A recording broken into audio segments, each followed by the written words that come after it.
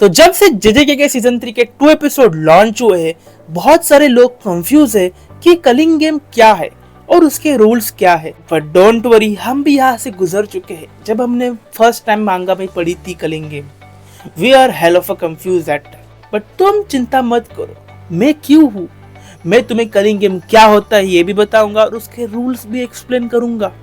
तो पूरी video and तक देखना और मेरे चैनल को सब्सक्राइब करना मत भूलना। जैसे कि तुम्हें पता है कि सीजन 2 के एंड में केंजाकू ने थाउजेंड्स ऑफ सोर्सरर्स को कर्स एनर्जी दे दी थी क्योंकि उसे पार्टिसिपेंट चाहिए थे कलिंग गेम के लिए, and he succeed with it. वहां से हमको कलिंग गेम क्या होता है पता लग जाता था। तो कलिंग गेम बेसिकली क्या है, it's like a battle royal जहाँ पे एक सोर्सरर दूसरे सोर्सरर से लड़ेगा और उसको हरा के वो पॉइंट्स इकट्ठा करेगा। That's the basic structure of culling game. And कहाँ फाइट करेगा? सो केंजाकू ने 10 ऐसी कॉलोनीज बनाई है जापान में जहाँ पे ये फाइट टेक प्लेस करेंगे। बट एक सिटी ऐसी है जहाँ पे केंजाकू अपनी कॉलोनी बना नहीं पाया, Hokkaido, because it's a Holi land जहाँ पे तेंगेन रहता है। बट दैट असाइड, यहाँ पे बहुत सारे रूल्स भी ऐड होते हैं जो तुम्हें कंफ्यूजिंग कर देते हैं। तो तुम्हें मैं एक एक करके सारे रूल्स समझाता हूँ। So the first rule is, after awakening a curse technique, an individual must declare the participation in the culling game by entering a barrier of their choosing within 90 days. तो फर्स्ट रूल तुम्हें ये बताता है कि अगर तुमने अपनी cursed energy activate कर ली है तो तुम्हें 19 डेज का टाइम लिमिट दिया जाएगा किसी भी कॉलोनी में एंटर करने के लिए। एंड उसका सेकेंड रूल बोलता है कि any player who fails to follow the previous rule will be subjected to curse technique removal, which will likely to kill the person.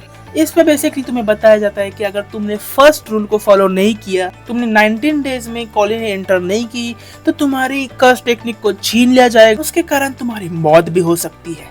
Kalinga game का थर्ड रूल बोलता है कि any non-player who enters a barrier is immediately registered as a player and is considered to have a declared participation upon entry.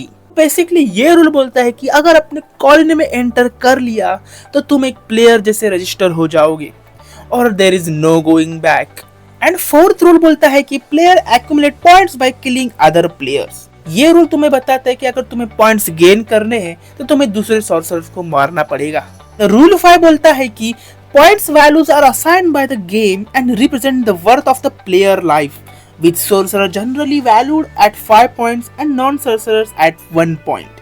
So basically ये rule बोलता है कि player को points assign किए गए हैं as per their life value.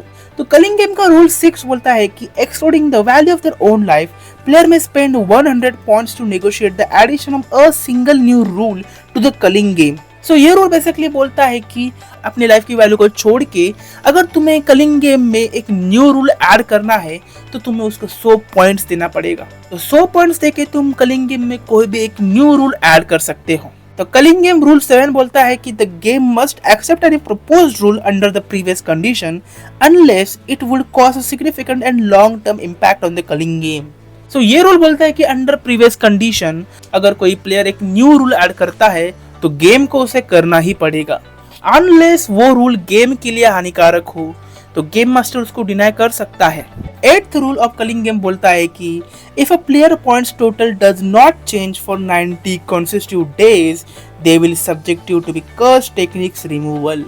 ये rule तुम्हें बेसिकली बताता है कि अगर तुम एक सोर्सरर हो और तुमने 19 डेज तक कुछ भी पॉइंट्स कमाए नहीं है तो तुम्हारी कर्स टेक्निक तुमसे छीन ली जाएगी। That result of killing you.